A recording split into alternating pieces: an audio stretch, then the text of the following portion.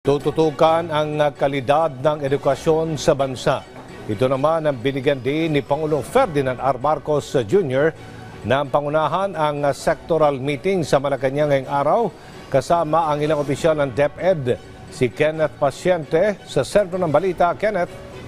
Yes, Aljo, nais ni Pangulong Ferdinand R. Marcos Jr. na matutukan pa ang kalidad ng edukasyon sa bansa. Kaya naman sa sectoral meeting sa Malacanang ngayong araw na pinangunahan mismo ng Pangulo, inaprubahan niya ang pagbuo ng Cabinet Cluster for Education.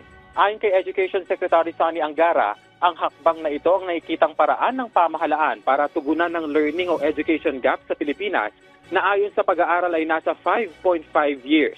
Magsisilbing daan ang cluster na ito, Aljo, para maging centralized o iisa ang mga hakbangin ng iba't ibang ahensya ukol sa pagtugon sa hamong pang-edukasyon. Paliwanag niya Angara, nagkakaroon kasi ng kanya-kanyang trabaho itong mga education agency na kalaunay hindi naman nagtutugma kaya nagkakaroon ng problema sa pagpapatupad ng mga ito. Kabilang sa magiging miyembro ng naturang cluster ang DepEd, SHED, TESDA, maging DOLE at DBM na tututukan ng mga bata mula early child care hanggang sa pagtuntong ng mga ito sa high school.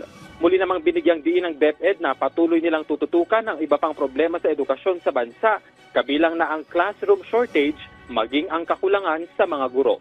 At yan na muna ang latest, balik sa iyo, Aljo. Maraming salamat, Kenneth Paciente.